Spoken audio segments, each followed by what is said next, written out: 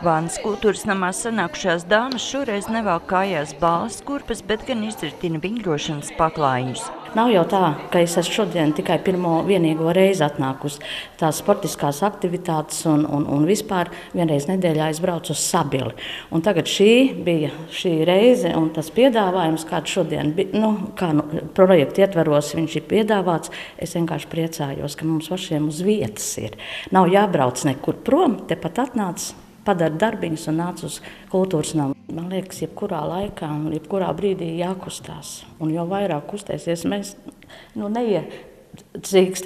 neiesīkstēsimies. Un jo vairāk kustības, jo mēs esam aktīvi un viss pārējais jau tāds tā kā pozitīvs un optimismu pilns var darba cēlienu strādāt un turpināt. Pirmajā nodarbībā uzdevumi nav grūti, jo, lai vingrošana kļūtu par katra cilvēka ikdienas paradumu, galvenais ir iemācīties pareizi elpot un nenodarīt organismam pāri. Šis vingrojuma komplekss ir tā kā profilaktisks.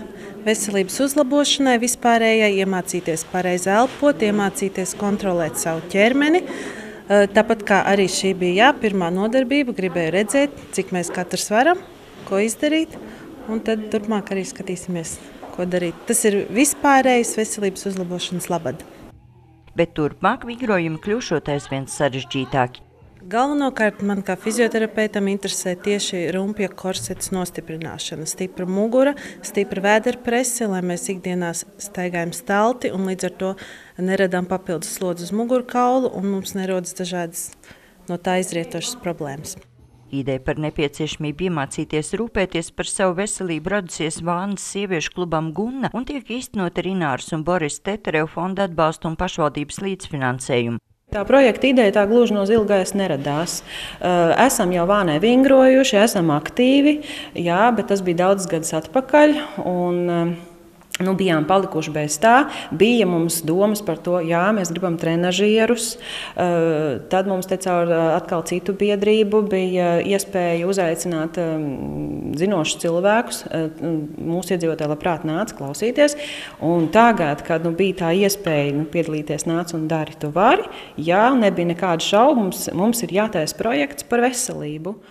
Interese bijusi negaidīt liela. Vingrošanas grupā jauniešiem pieteikušies 10 dalībnieki, bet pieaugušajiem gandrīz 30. Par veselību jārūpējās ir, jo labāk tagad nekā tad, kad būs jau pavēlu. Es katru dienu pat eju pastaigā, apmēram 5 kilometrus nostaigāju.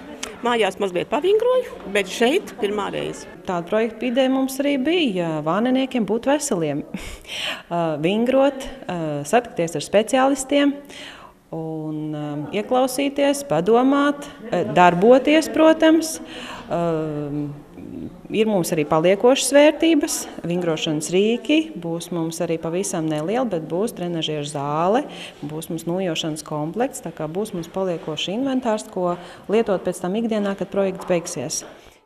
Projekts noslēgsies oktobrī, un vānietis cer, ka līdz tam laikam izdosies norganizēt veselības klubiņu un iesāktās aktivitātes turpināt.